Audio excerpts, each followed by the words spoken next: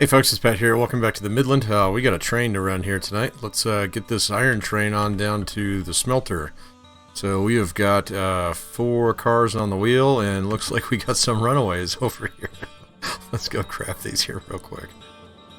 I want to run this train a little bit more properly this time, and so as soon as it decides to stop trying to run itself. And what we're going to do is we're going to throw an anchor out here. We're going to tie the caboose down and see if we can actually run this train down the 3.5 to 4% grade to the smelter. We're going to try and keep it pretty taut. And so some of my engineer friends would yell at me if I did what I did last time and just use the locomotive brake. But I was kind of curious to see if we got a spectacular wreck. And we did not. And so today we have a slightly shorter train. So this one's got, I believe 16 flat cars and 4 loaded iron cars up here. Iron ore. And then, of course, the engine, the tender, and the crummy gives us 21. And so, I had this train parked up here because I've been doing a little bit more work on some of the stuff in the south. But I'm getting low on money, and so it is time to run another train here. This one should be pretty quick. So, but we got to get it stitched together first. Here we go.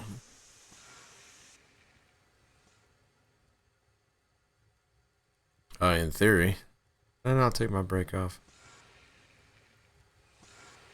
Where we going, man? There we go. We're running kind of slow here. A little bit sluggish. Do I have a brake on? Might. No, I do not. I wonder, maybe one of these guys has got a brake on. We'll probably tie down this car here, right behind the tender, a little bit too. We'll just have to see. But, as soon as we get all knuckled back into the rest of our train here, we'll be on our way. Let's go ahead. Break down some speed there. Lead off a little bit of that. Here we go. Let me see if I got my pins set up right. I think I did. Yeah, we're good. So yeah, this train had been sitting here for a couple days, and so I'm not surprised that happened. Hopefully it just happened in one spot. But we shall find out shortly. Smash. I kicked that off. Off we go. Let's go ahead and stretch it out here. See if there's any more brakes. Doesn't look like it. Well, might be one right there. I guess we'll find out here.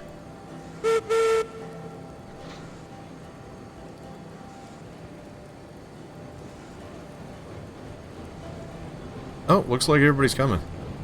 Gotta wait for our crummy there. So now I've got that one tied down completely. Let's do about a half brake on just the lead car here. And so the thinking behind this is we want to keep everything stretched out. So we'll watch this pin right here, or we can watch the drawbar here in the between the locomotive and the tender. And we'll kind of use as the locomotive, since it's the heaviest piece of the train. Gonna drag everything down there, and it'll be a little bit slower, but this is the safe way to do it. The right way, I suppose. Although I claim no expertise on that. I was no engineer. However, I know there are some who will yell at me if I just use the independent brake from now on. So we'll do it this way. And then we'll drop off the loads down at the smelter there, and then head on back into the yard. And then we'll get number 5 here turned and ready to run our coal train, which is going to be a moneymaker. Actually, this train will be a moneymaker too. With the iron ore cars here, because each one of these has 10. And we've got 4, so that's 40 iron ore, which will make a whole bunch of steel, which we'll pick up with the coal train, at least on the way back from the coal mine.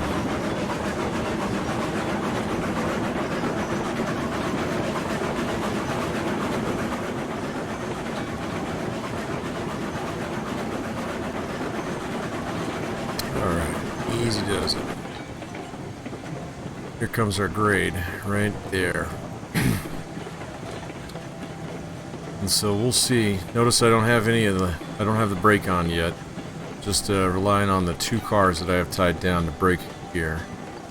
And so we'll just take it nice and easy. And so like last time I took this one, I think I had the brake set upwards 75-80% in some cases. You'd never want to do that. So you want to leave as much reserve power in the cylinders there as you can. Although we don't have a train brake here, so it's a little bit different with just the independent. But that's okay. So anyway, yeah, topic for the day today. I'm not quite sure. So one of the things that I did want to talk about a little bit was model railroading. I know some of you in the comments there have expressed interest or told me that you've got a layout, or you're thinking about a layout, or you've started a layout, so I figured I'd tell you maybe a little bit about some of the ones that I've done over the years. I've done 3, and I'm planning my 4th right now, and I've been planning my 4th for probably about 6 years, so, which is kind of how that works. Sometimes I do have this face for something fairly impressive, and so I've been kind of thinking about doing something a little bit bigger than what I've done in the past, but I've done a pretty big one in the past too. My last one, which was when I made this transition over to Steam, because prior to that I had all modern stuff. But the last one that I had was actually, I'd say it was about 10 foot by 15 foot. Took up about, I had a smaller basement, but it took up about half of it. And it was a single deck G-shaped N-scale layout, and it's the one that I probably got the closest to actually completing. I got all the scenery done. Of course, it never had enough trees, but I had all the scenery done, painted. I painted my own backdrops and everything. I was at that phase where you're trying to fill in some of the space here and there with buildings or structures or whatever. And so I actually did get to the point in time where I had, see, this is still stretched out. We're good. So, where I actually had started scratch building a little bit, and so that was a first for me. And the same thing, I got enough rolling stock on the last one. I didn't have a lot. I probably had maybe a dozen.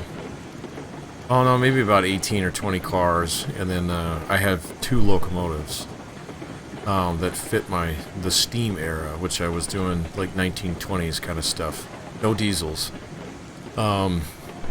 I know a lot of people do the transition era. When I was growing up, my first layout, the one that my pop and I did, that one was transition era, and that one was an HO.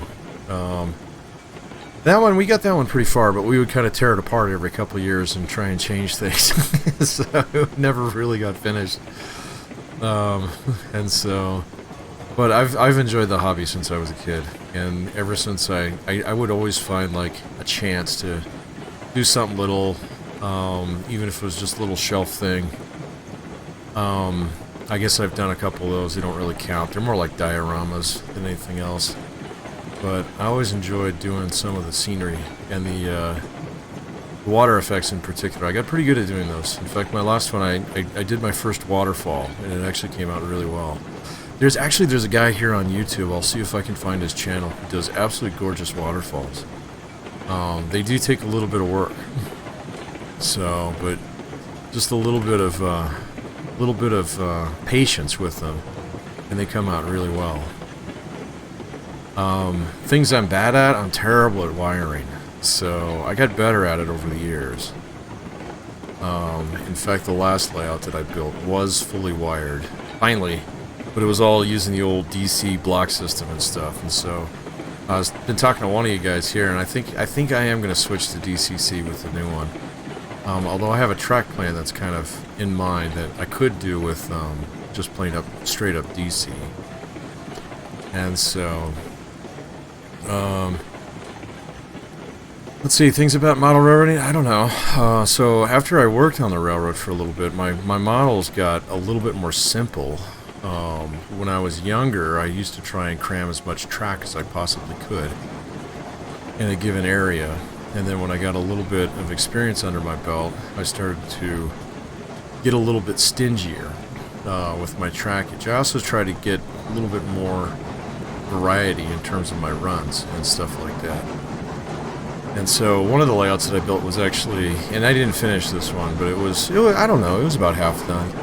It was actually a version of Pueblo, Colorado, and all the industrial switching that goes on around the steel mill, Colorado Fuel and Iron. And it was all modern stuff, so I had a couple UP GP40s, and then I got my hands on 1-8 oh no, actually it was a dash. It was the modern one, whatever the modern GE AC units are, I can't remember. But I only had one of them, and it was really expensive. And I was trying to build a coal train, but just buying those Bethgon coal porters and the Kato packs or Kato packs, where they're like $90 and you only get 5 of them. That's what prompted me to switch my era. So just because it was too expensive. It was kind of interesting doing some modern railroading though. Tried to build out a signal system and all kinds of cool stuff and things like that. But with the last layout, I switched back to steam. Well, I switched completely to steam. Although it's kind of hard to find a lot of good locomotives in N-scale that are steam engines. Fortunately, I was able to get my hands on 2. Pretty good ones, thanks to Pfeiffer Hobby Supply. So he's down in New Mexico. Hell of a nice guy, Mike Pfeiffer. Really responsive. He's got a great website too. He's actually got a YouTube channel, if I'm not mistaken, as well. But I bought quite a bit of my equipment from him when I decided to switch over to a different era. So I still have some of the other stuff. I have a bunch of modern stuff, except for a few pieces that I gave away and a few pieces that I swapped at a local hobby shop. But including those Bethgons. Everybody wants those. So, you know, what's funny is I see this on model railroads from time to time. There'll be guys and they'll try and stitch together a fairly large coal train, but they'll mess it up. And the way that you mess up a coal train is you gotta... Coal trains come in one of 2 flavors. They're either bottom dump or they're rotary dump, and the 2 do not mix. So the Bethgons, the bathtub, those are rotary dump. And so I'll see people do the bottom dumps and then a couple of the rotary dumps, and I'm not picking on anybody. It's just one of those little things that, you know, if you get into the details a little bit, you can kind of see from time to time. It's like, oh. But I get it. You wanted to build a long coal train. Yeah, that's cool. That's really cool. So, but yeah, my first layout with my pop was HO, and so as I get a little bit older, N scale becomes a little bit more difficult to work with. But not too bad. Not too bad. You just can't get as detailed with some of the painting and things like that. And that's something I've never been good at, was actually doing my own liveries, using airbrush, anything like that. So if any of you are good at that, let me know about it. So if there are any tips or tricks that you can share, I'd appreciate it. Tips and tricks that I can share, I guess just in the planning phase. Just make a list of the things that you actually want to do, alright? And, you know, when you're doing your plan, be flexible and stuff like that. You're going to find that you either like watching trains run, or you like doing a little bit of operations, or you just like the building part. Me personally, I just kind of like the building part. I didn't actually operate my model railroads that much. I've operated this railroad a heck of a lot more than I did either of my last 2 model railroads, let alone the first one. So even though the last one I built a timetable and everything for it, it was kind of cool.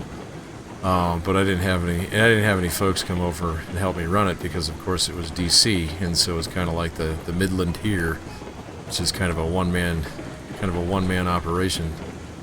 Let's see, speaking of one-man operation, we've got a switch coming up here. Let's make sure that we grab it. But so far, actually, you know, this train, so notice that we've been able to come down this pretty steep hill with only about no more than 20% on the brake, and this has remained taut the entire time. And so when you're coming down a hill, it's kind of how you want to do it. In fact, we want to go check this one here. This one shouldn't be bunched in either, see? So we have a nice tight train here, but we are coming in a little hot. Not too bad. So we will actually apply a little bit additional brake here. Oh, and this is number 3 over here with the cordwood train. So I have decided to station number 3 down here. And I ran an entire cordwood train, which we don't need just quite yet. But we will. And so actually I can just park her on the Y.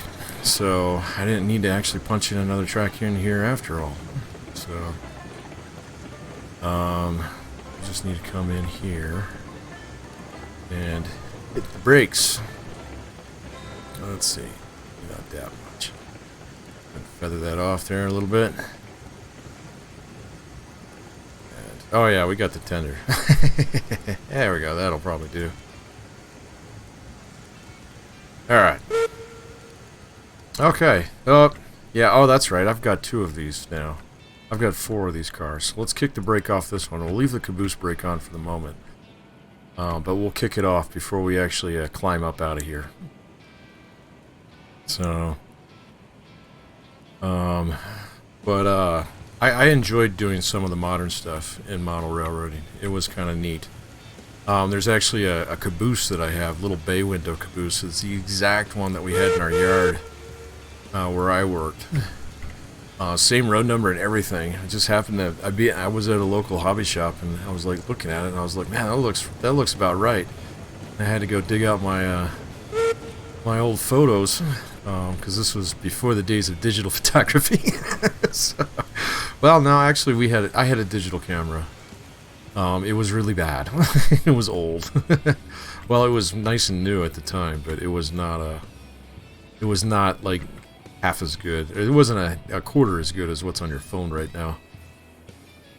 But sure enough, it was the caboose that was in our yard, and so I went right back to the hobby shop and bought it, and it was pretty cool.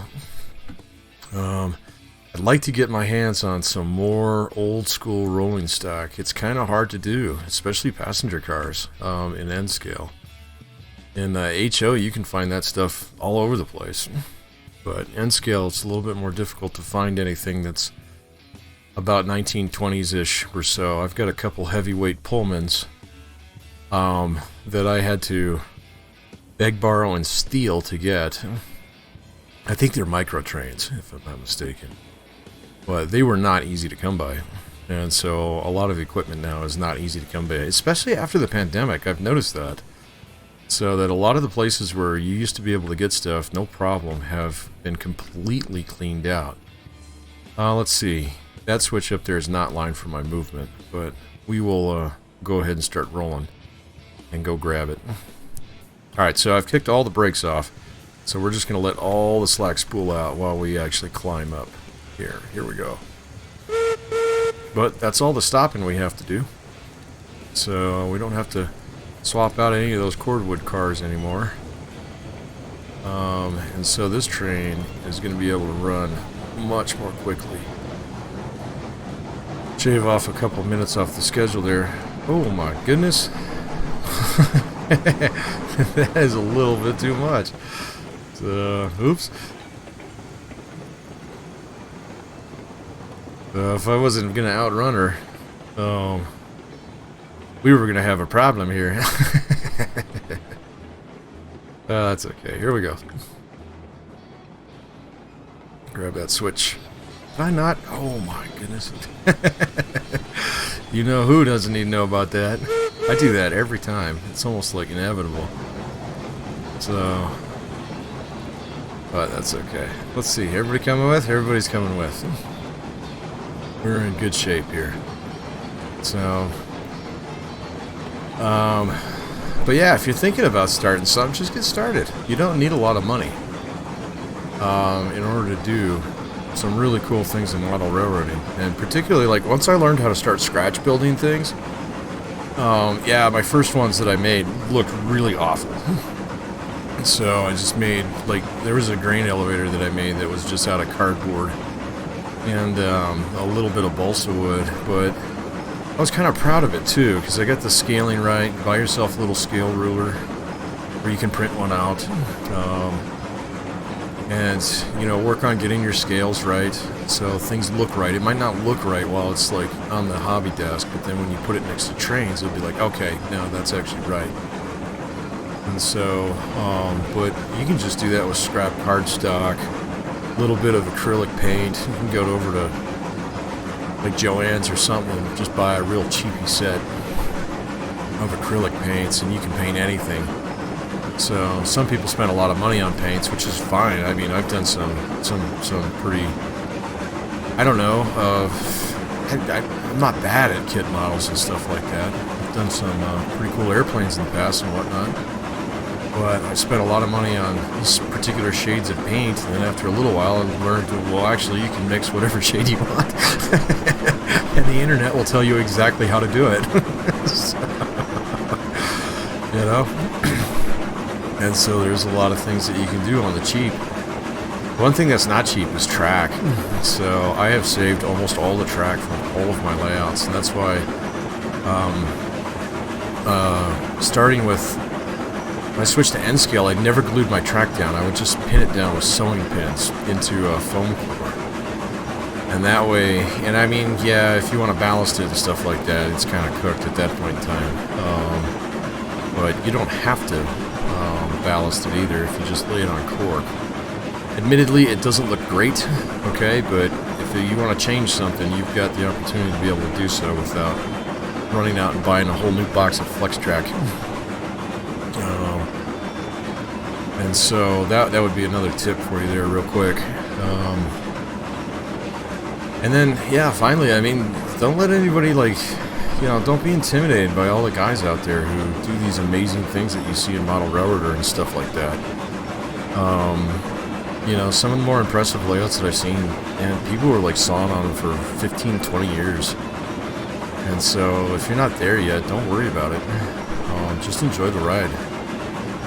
So it's a really interesting hobby because you get to do a little bit of everything. You get to do a little bit of engineering, a little bit of research, a little bit of history, a little bit of artistry. So a little bit of carpentry. That's a part that I'm terrible at. So if I showed you my bench work, you would be ashamed. So I'm terrible at it. And yes, I have all the tools, but I can't do it. So, are we going to stall here? I don't think so, but we're thinking about it. Nah, we're fine. So you get to do a little bit of everything, and the really cool thing is you meet some really cool people out there too. You go to some of the local meets, or if you got a local hobby shop, you still see the same people hanging out there. The internet's great, so there's a couple boards that I was really active on back when I was modeling, kind of heavy duty, and you know what I mean, I swap equipment with guys across the world, you know, kind of thing, and it was a lot of fun. So make sure that you reach out and find yourself a community as well. I'm sure there's tons of guys here on YouTube who are doing it. I just haven't gotten into it too much. I was just about to do it when this game dropped here. So now I have a new Model Railroad, which is also nearing completion. And so once I get it all done, maybe it'll be time to actually bust out the chop saw.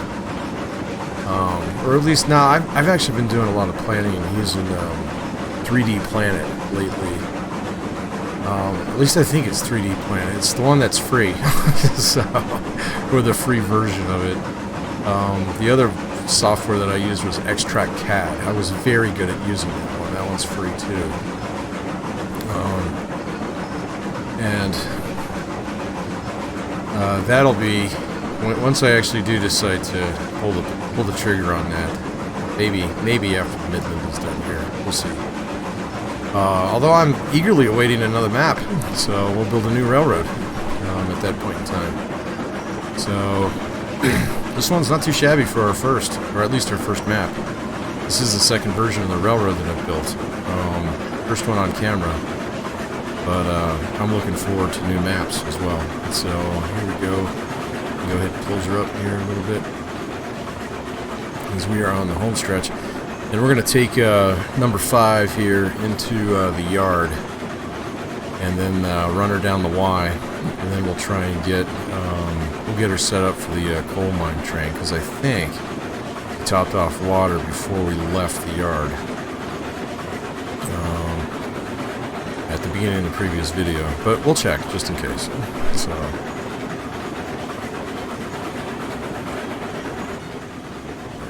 let's see, is everybody coming with? I think so. Yep. Good. I'm assuming there's a caboose back there somewhere. This is a rather lengthy train. 21 cars. Yep, there we go. Alright. Let's see, our switch is lined. That one's lined for our movement. We're good.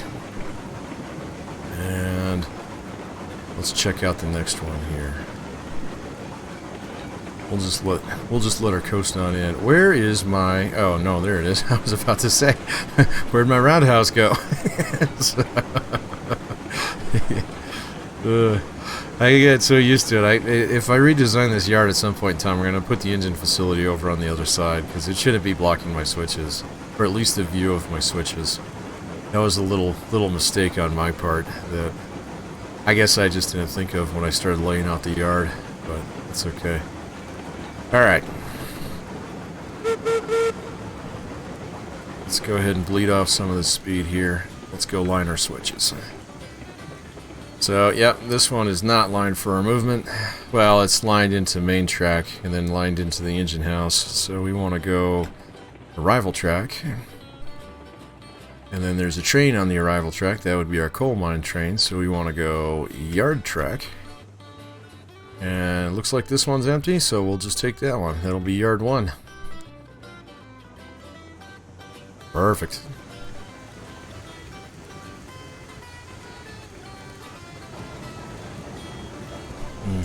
Oh, I just realized I didn't turn the music off. I love the music in this game. I think the guy who did it actually put up a YouTube video as well, or maybe 2. I didn't see that until it showed up on the Discord server there, which I do lurk around on from time to time. Not as much as I was before, now that all the updates have kind of dropped here. And I'm happy with all the updates. I think the updates are great. So I do miss the snow, but the physics updates are fantastic. So trains feel just about right. And even today, hauling these guys down at 2.5, well, actually down about a 3% grade and then back up a 2.5% grade. Nothing felt out of place or out of order. So we go ahead and stop here. Tie down a couple cars. And let's see, we'll run around the Y here real quick. And then we'll knuckle into the coal train. Let's see. Yep, set and centered. Pop that pin. Let's tie down 2 here, just to be safe. And let's see. Are we lined out? It appears as if we are... Yep, we are lined out. I was lucky.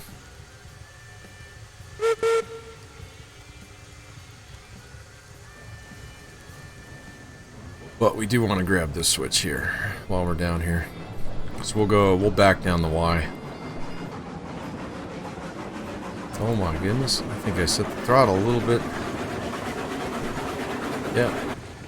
Easy, we're still in the yard. We're gonna get busted by the superintendent. There we go. Remember, yard.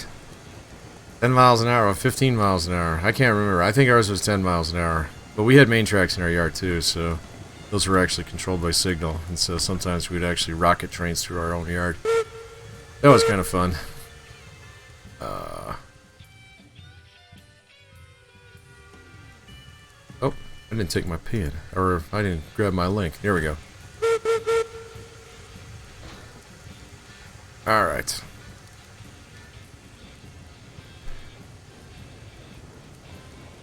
And let's see. I don't know if we'll have to build another yard track. We might have to build one more, or I might have to actually extend that one out. so I can fit my the log train on there. And I have run the log train a couple times. I can get number 2 or number 3. I'm sorry, number 4. Number 4 is our Eureka. I can get number 4 up there with 10 log cars. They are empty. There's no way I could do it with loaded log cars. So, but she's got strong enough brakes where they don't push me around too much when we come back down from the log camp. But I think at a log camp I'm gonna have to actually like redo some of the track up there because it is a little steep. Okay, in we go.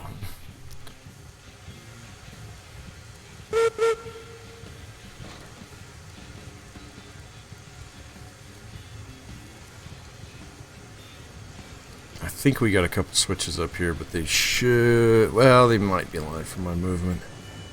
Actually, there's one right there, and it is not. Or at least it does not appear to be. So let's run up there and grab that. No, it is not.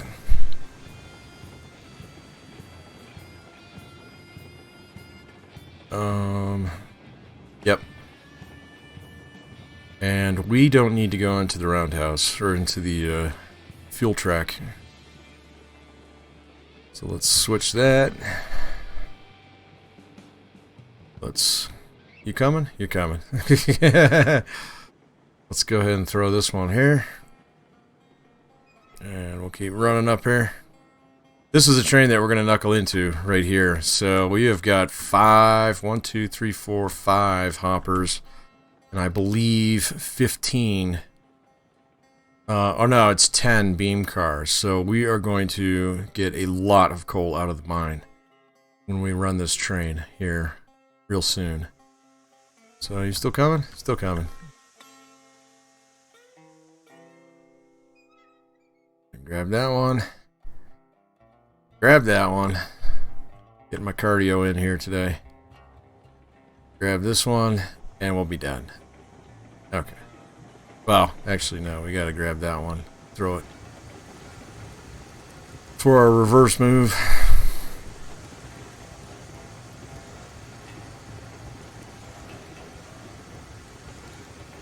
Alright. My switch stand. That'll do. Oh. And then some. That's okay. Don't have to walk that far. Got our pin, got our link, we're good.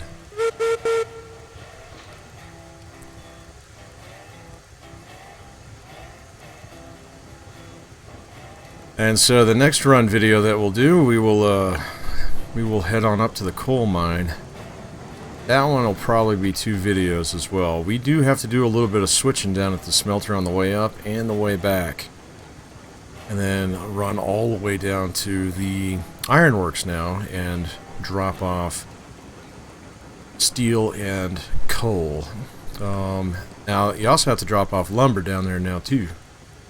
So, which threw a little bit of a monkey wrench in my plans, but we will make do.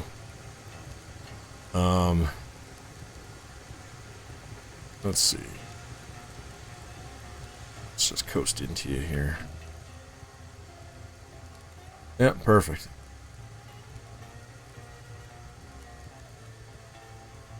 Oh, nice and easy. Car shop won't be pissed at all. Perfect.